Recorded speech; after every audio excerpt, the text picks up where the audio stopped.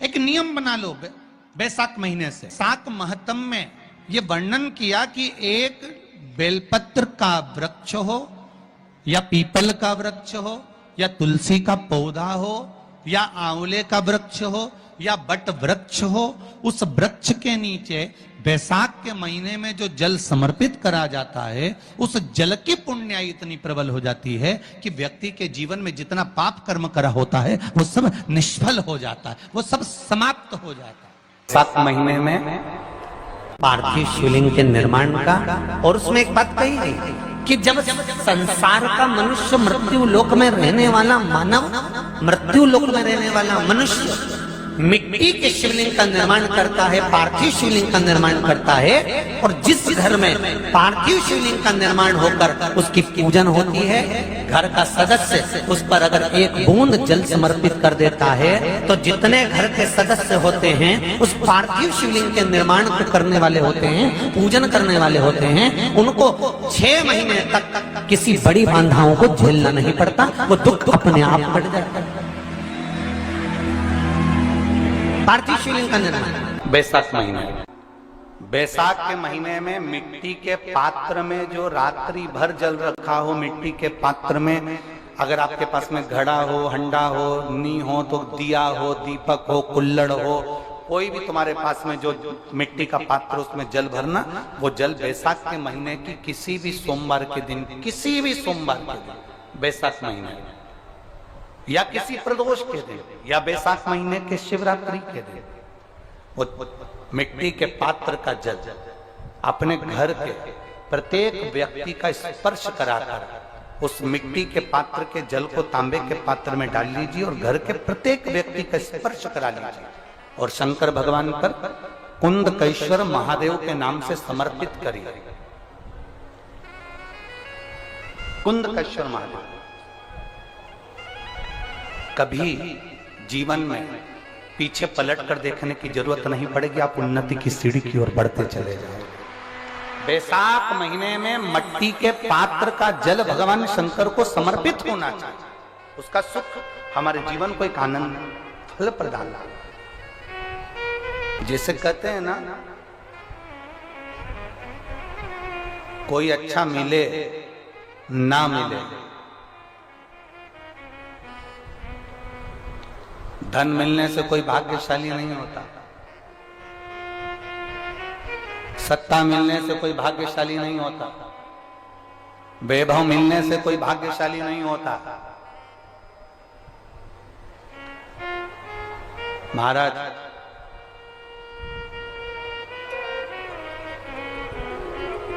धन मिलने से कोई भाग्यशाली नहीं होता, वैभव मिलने से कोई भाग्यशाली नहीं होता, सत्ता मिलने से कोई भाग्यशाली नहीं होता, बड़ा मकान मिल जाने से कोई भाग्यशाली नहीं होता। शिव महापुराण की कथा कहती है, अगर 2 सही मिल जाएं तो तुम्हारा जीवन सफल हो जाए।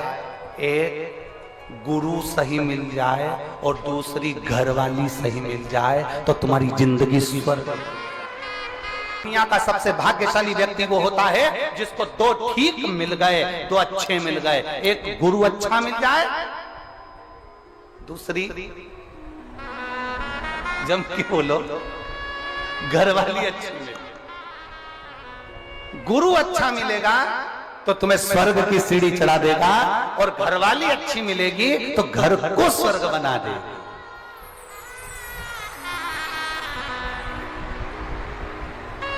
और इसमें से भी गुरु भले पीछे रह जा, पर जगदम्बा।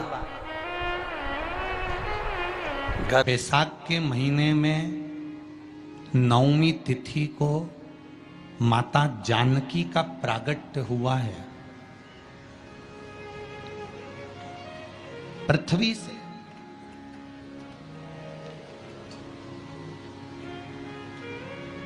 कभी एक विचार करिएगा कि नरसिंह अवतार बैसाख के महीने में हुआ, कुर्म अवतार बैसाख के महीने में हुआ, हयग्रीव अवतार बैसाख के महीने में हुआ, परशुराम अवतार बैसाख के महीने में हुआ, माता जानकी का अवतार बैसाख के महीने में हुआ। आखिर बैसाख के महीने में, माधव महीने में इतनी महत्वता क्यों?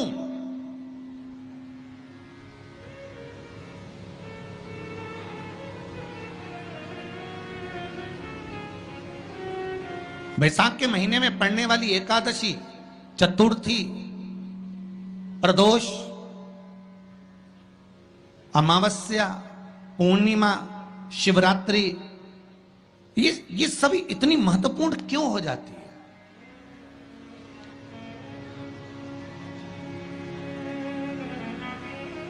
इसकी महत्वता इतनी प्रबल क्यों हो जाती है?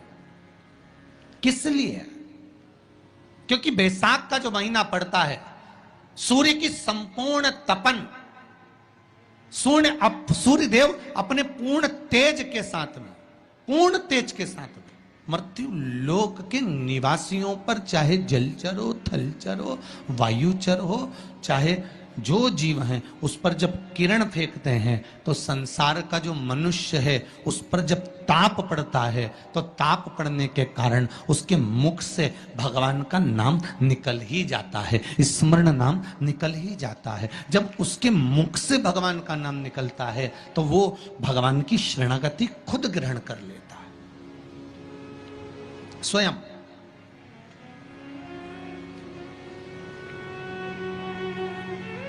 शरणागति ग्रहण कर लेना। बैसाख की पोथी पढ़ते हो आप लोग? आप में से अगर कोई पढ़ता हो बैसाख महीने की पोथी, तो उसमें एक वर्णन आता है,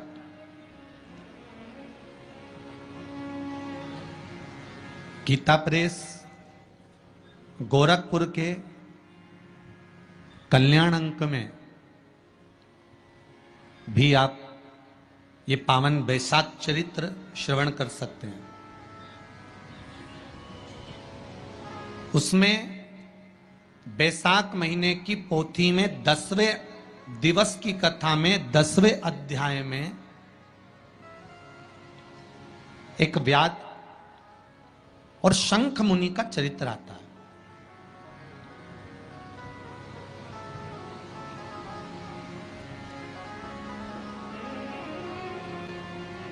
शंख मुनि एक बार निकलकर भगवान शंकर के मंदिर में जल समर्पित करने के लिए जा रहे थे और शिव मंदिर की ओर जाते जाते जाते जाते जाते जाते बीच मार्ग में चलते चलते चलते चलते और वो शंख मुनि जब शिव के मंदिर में पहुंचे, शंकर भगवान के मंदिर में जाकर उन्हें दर्शन किया,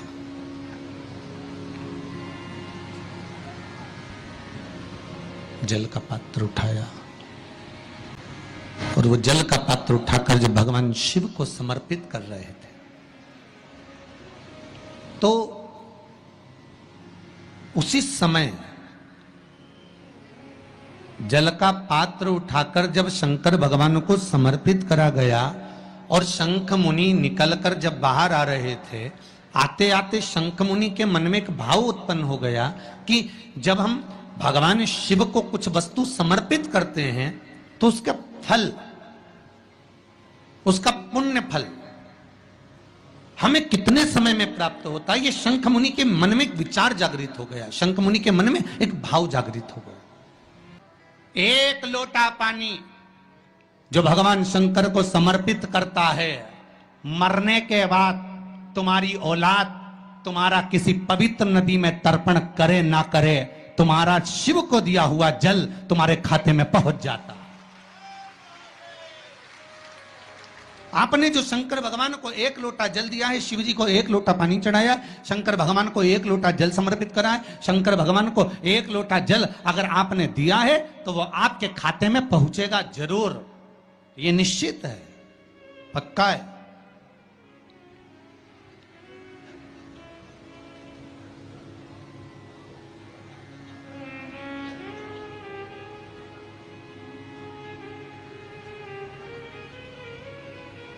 और शिव भक्ति के अनुसार, शंकर भगवान के अनुमोदन के अनुसार, पहले भी कथा में कहा, आज फिर कह रहे हैं, आप जब शंकर भगवान को एक लोटा जल समर्पित करते हो तो वो 33 कौटि देवताओं के हिस्से में चले जाता है, एक भाग पितरों के हिस्से में चले जाता है, एक भाग आहूतों के हिस्से में चले जाता है, एक भाग वाचुकों के हिस्से में चले जाता है। आपने जो भगवान को दिया वो धीरे धीरे धीरे धीरे धीरे धीरे धीरे बढ़ता चले जाता है, भगवान के धामों में पहुंचता चले जाता है। जिन जिनको आपने नहीं भी दिया, शंकर भगवान पे चढ़ा हुआ जल उन तक भी पहुंच जाता है। ये केवल आपकी निर्मल और आनंदित भक्ति के बल पर पहुंचता है, भक्ति के बल। एक हरिचंदन का वर्णन आपको पहले कथा में करा है, सुना है आप लोगों ने कि नहीं सुना? तुलसी की लकड़ी जब सूख जाती है तो उस तुलसी की सूखी हुई लकड़ी को घिस कर चंदन बनाया जाता है, और उस चंदन को भगवान ठाकुर जी को, लड्डू गोपाल को, भगवान कृष्ण को, राम को या शालिग्राम भगवान को वो चंदन लगाया जाता है।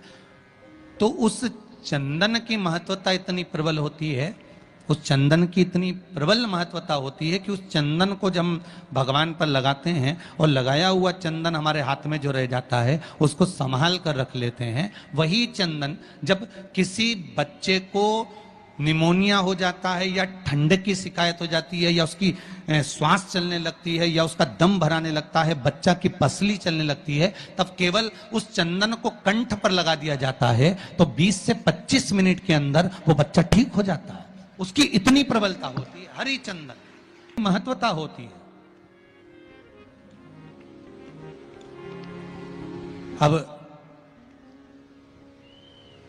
तुलसी की जड़ को घिसकर उसका चंदन बनाकर भगवान को लगाना, वो हरिचंदन। उसी तरह यहां जयंत के मुख से, जयंत ब्राह्मण के मुख से सुना जा रहा है कि बैसाख महीने में पवित्र वृक्ष के जड़ में एक लोटा जल समर्पित कर देने पर और वहां की जो रज है उसको मस्तक पर चढ़ा लेने पर 84 लाख योनियों से मुक्ति मिल जाती है। 84 लाख योनियों से। आप में से कितनी माताएं या कितने भाई लोग बैठे हैं जो शंकर जी के मंदिर पर जाते हैं और मंदिर पर जब जाते हैं वापिस जब लौट कर आते हैं तो मंदिर की चौखट का स्पर्श कर कर अपने मस्तिष्क पर उस रज को लगाते हैं? आप में से कितने लोग हैं? हैं बहुत सारे, ठीक है। अब जितने लोगों ने हाथ उठाया और नियम से अगर शंकर मंदिर की दरवाजे की चौखट पर भगवान शंकर को जल चढ़ाने के बाद जब आप लौट कर आ रहे हैं और उनकी चौखट पर आपने हाथ फेर कर अपने मस्तिष्क पर उस रज को लगाया है, वो धीरे धीरे अपने भाग्य की ओर देखते हैं। तारीख लिख लेना कि मैंने इतनी तारीख से मंदिर जाना चालू करा, इतनी तारीख से मैं ये काम कर रहा हूं और इतनी तारीख तक मुझे ये फल की अनुभूति हो। ये देख, विश्वास जागृत होने पर फल की अनुभूति है। किस किस के घर में तुलसी का पौधा है? सबके यहाँ है? रख लो।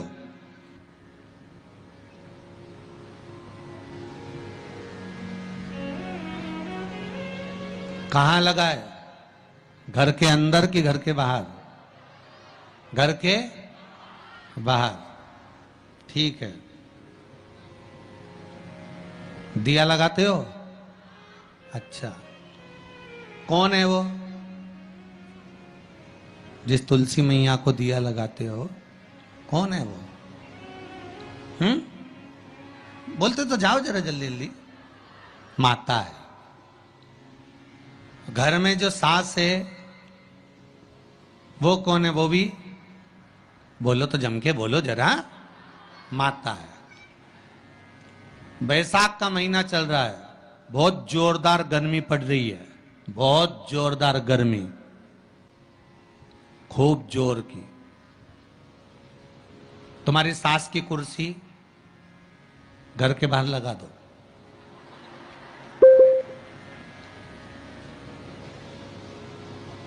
कितने घंटे बैठ सकती है वो? बोलो जरा, जम के बोलते जाओ। यहां विश्वास की कथा, श्रद्धा की कथा चल रही है, कथा चल रही है, भाव और श्रद्धा की कथा चल रही है। कितने घंटे बैठेगी वो? अरे 1 घंटा भी जाने दो रिजी जी हो। 15 मिनट ऐसी चिलचिलाती हुई धूप में वो बैठ जाए, बहुत कठिन बात, बहुत कठिन। तुम्हारे घर के दरवाजे पर तुलसी का क्यारा है, तुम उसको दिया लगाती हो, माता कहती हो, पूछती हो, पूजती हो। तुमने तुलसा महारानी से कहा, माँ बैसाख की गर्मी पड़ रही है, तेरे को गर्मी लग रही होगी, चल थोड़ी देर में तुझे अपने कक्ष में लेकर चलती हूँ, थोड़ी छांव में रख देती हूँ, तेरे ऊपर एक छत्र लगा देती हूँ, थोड़ा सा एक ब्लाउज का टुकड़ा पड़ा हुआ है, पीस पड़ा हुआ है, उसको मैं तेरे ऊपर डाल देती हूँ, जिससे तुझे गर्मी कम लगेगी। कभी विचार किया? पिनाया है सबने। शिव मंदिर में जाना, एक लोटा पानी चढ़ाना, शंकर को यदि एक चावल का दाना चढ़ाया, एक मूंग का दाना चढ़ाया, एक फूल की पत्ती को भी समर्पित करा, तो शिव ने उसको स्वीकार करा। शंकर भगवान पर एक बेलपत्र चढ़ाई, शिव ने उसको स्वीकार करा। अब देव तो शंकर को,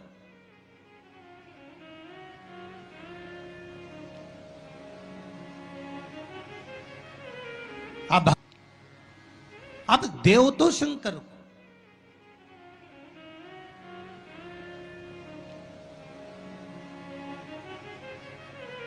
आप भगवान ओघड़दानी को प्रदान तो करो। शंकर भगवान पर चढ़ी हुई एक बेलपत्री का मोल तत्व संसार का मनुष्य जिस दिन समझ गया, उस दिन उसको डॉक्टर के पास जाने की जरूरत ही नहीं पड़ेगी। केवल एक बेलपत्र का अगर उसने शंकर भगवान पर चढ़ी हुई एक बेलपत्र के मोल तत्व को अगर वो समझ गया, तो भगवान शंकर की भक्ति को अगर वो समझ गया, महामृत्युंजय मंत्र को अगर समझ गया, श्री शिवाय नमस्तुभ्यम मंत्र को समझ गया, पंचाक्षर मंत्र नमः शिवाय को समझ गया, षडाक्षर मंत्र ओम नमः शिवाय को अगर वो समझ गया, तो उसको फिर डॉक्टर के पास जाने की जरूरत नहीं पड़ेगी। उसकी भक्ति का बल इतना बढ़ जाएगा, श्रद्धा का बल इतना बढ़ जाएगा कि उसको कहीं जाना ही नहीं पड़ेगा। एक नियम बना लो बैसाख महीने से कि शंकर भगवान पर जो बेलपत्र चढ़ी है वो औषधि का काम करती है। शिव पर चढ़ी हुई बेलपत्र मंदिर में क्यों छोड़ें? क्यों नदी में हम इसको विसर्जन करें? क्यों नदी में छोड़े हम इसको?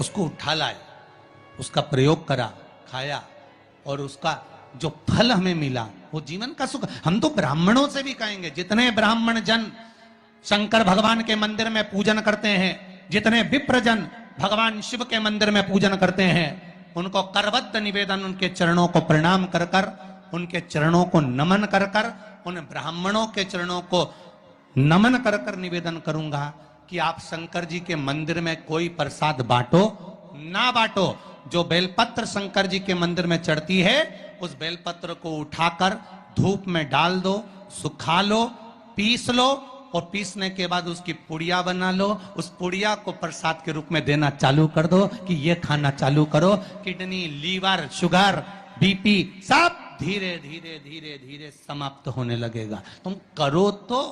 वो बेलपत्र ना तो किसी नदी में विसर्जन करने की जरूरत है और ना कहीं फेंकने की जरूरत है।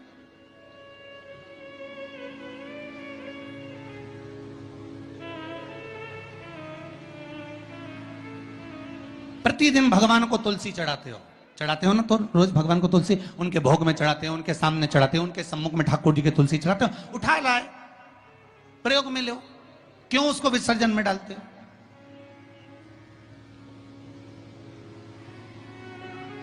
जो विसर्जन के लायक है उसका विसर्जन करो, और विसर्जन भी कहां करो? क्षिप्रा, गंगा, नर्मदा, सरयू या आपके क्षेत्र की कोई पवित्र नदी है, उस नदी में ले जाकर कोई निर्माल्य वस्तुएं मत पटको।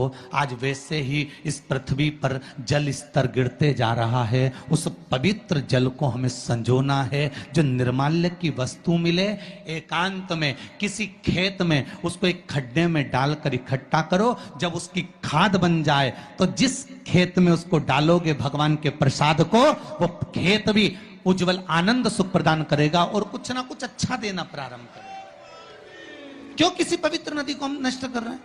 क्यों गंगा को हम कचरा डालकर नष्ट करें? क्यों यमुना को, सरयू को, क्षिप्रा को हम नष्ट करें?